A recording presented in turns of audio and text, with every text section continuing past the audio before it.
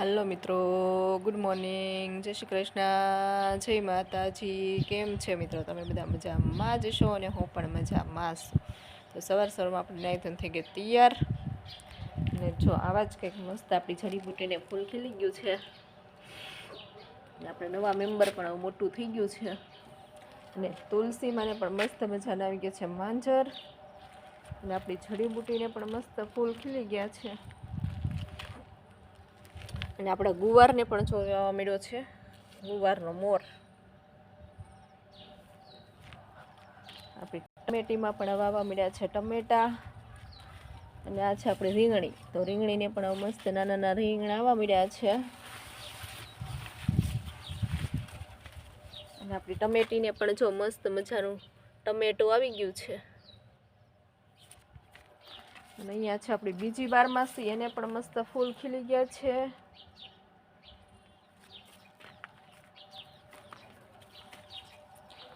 અને અહીંયા છે આપણે સીભડાનો વેલો. તો સીભડાને પણ જો મસ્ત મજાના કૂણા કૂણા સીભડા આવી ગયા છે. અહીં આપણે વાવી દીધો હશે મસ્ત સીભડાનો વેલો. તો જે મિત્રોને સીભડા ભાવતા હોય મિત્રો આવજો સીભડા ખાવા. અને અહીંયા આપણે વાવી દીધી છે મસ્ત મજાના મકાઈ.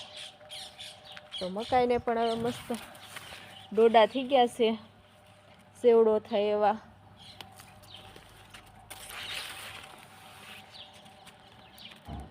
આવા જ કંઈક મસ્ત સેવડો થાય એવા ડોડા થઈ ગયા છે.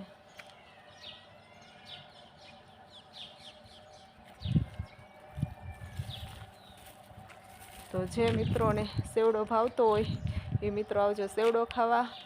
અને હવે વાડીઓમાં તો ભૂંદરા ને કૂતરા અને ડોડા નથી રહેવા દેતા, એટલા માટે આપણે ઘરે જ મકાઈ વાવી દીધી હતી કે આપણે ખાઈએ એટલા ડોડા થઈ જાય. તો આપણે ઘરે મકાઈ વાવી હતી તો મસ્ત ડોડા આવી ગયા છે. તો જે મિત્રોને સેવડો ભાવતો હોય એ મિત્રો આવજો સેવડો ખાવા. અને હમણાં તો મારા છો ને 2-4 દિવસથી પોરો ખાઈ ગયા છે, એટલે તડકી પણ મસ્ત મજાની નીકળે છે. અને હવે તો મારા જ પાછા કેદી આવે એનું નક્કી નથી કાંઈ, પણ કાંઈ નહીં, જતાં જતાં એક વરસી ગયા એટલે ખેડૂતોને હમણાં પોરો છે પાવાનું. અને થોડાક દી જો મહારાજ નહીં આવે તો પાછું પાવાનું શરૂ કરવું પડશે. અને આવી જ કંઈક મસ્ત જો સોળી પણ આવી ગઈ છે આપણી છોળીને. અને આપણે મસ્ત મિનીવાડી ઘરે બનાવી દીધી છે,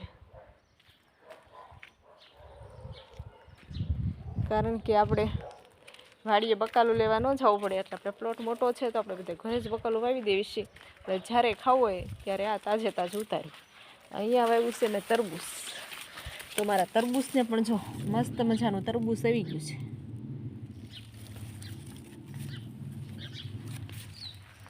અને અહીંયા વાવી દીધી છે મેં મરસી.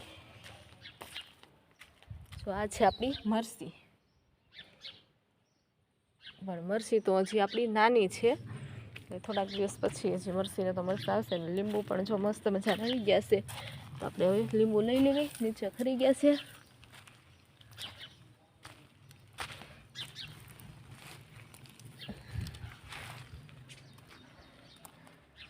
તો મારા ગામડામાં મિત્રો જો મોટા ફળિયા હોય એટલે બકાલું ને બધું ઘરે જ વાવી દેતા હોય છે, એટલે વાડીઓમાં લેવા ન જવું પડે. તો તમે અમારી જેમ કોણ કોણ ઘરે બકાલું ને વાવો છો એ કોમેન્ટ કરીને કહેજો. કાલે મળશું નવા બ્લોગમાં. ત્યાં લગી બાય બાય.